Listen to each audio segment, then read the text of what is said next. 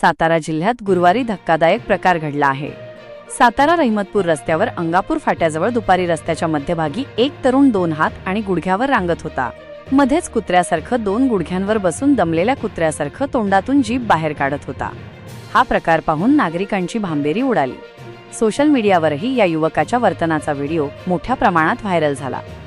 गोपाल भील, रा शहादा जी, नंदुरबार, वय 23 असे संबंधित तरुणाचे नाव आहे। तो ऊस तोडणी कामगारांच्या टोळीतील असल्याचे स्थानिकांनी सांगितले। या तरुणाला 15 दिवसांपूर्वी कुत्रा चावला होता। त्याने वेळेत उपचार न घेतल्यामुळे त्याला रेबीज झाला असावा, असा अंदाज स्थानिक नागरिकांनी व्यक्त केला। सातारा रहिमतपूर रस्त्यावर अंगापूर फाट्याजवळ एक तरुण भर रस्त्यात कुत्र्यासारखे वर्तन करत असल्याचे काही स्थानिक नागरिकांच्या निदर्शनास आले। त्याच्याजवळ जाण्याचा प्रयत्न केला असता तो कुत्र्यासारखा अंगावर धावून जात होता। हा प्रकार पाहणाऱ्या नागरिकांची भांबेरी उडाली। सोशल मीडियावरही या युवकाच्या वर्तनाचे व्हिडिओ मोठ्या प्रमाणात व्हायरल झाले।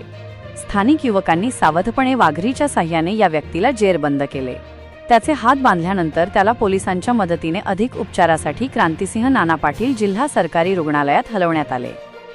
साताऱ्यातील अंगापूर फाट्याजवळ रस्त्यावर एका मनोरुग्ण व्यक्तीचा धुडगूस पाहायला मिळाला। गोपाल असे या व्यक्तीचे नाव असून तो ऊसतोड मजुरांच्या टोळीतील असल्याचं सांगण्यात येत आहे। त्याला दवाखान्यात घेऊन जात असतानाच त्याने सोबत असलेल्या दुचाकी चालकाला चावा घेतला आणि रोडवर इकडे तिकडे धावू लागला। तो रस्त्यावरील येणाऱ्या जाणाऱ्या लोकांच्या अंगावर धावून जात होता। 2 पाय आणि 2 हातावर प्राण्यासारखे चालत असल्यामुळे या व्यक्तीला रेबीज झाला असावा अशी चर्चा सर्वत्र पसरू लागली। भर रस्त्यात हा प्रकार सुरू असल्याने नागरिकांमध्ये भीतीचे वातावरण पसरले होते। तुम्ही मला हा मजकूर पुन्हा वाचून दाखवायला सांगू इच्छिता का?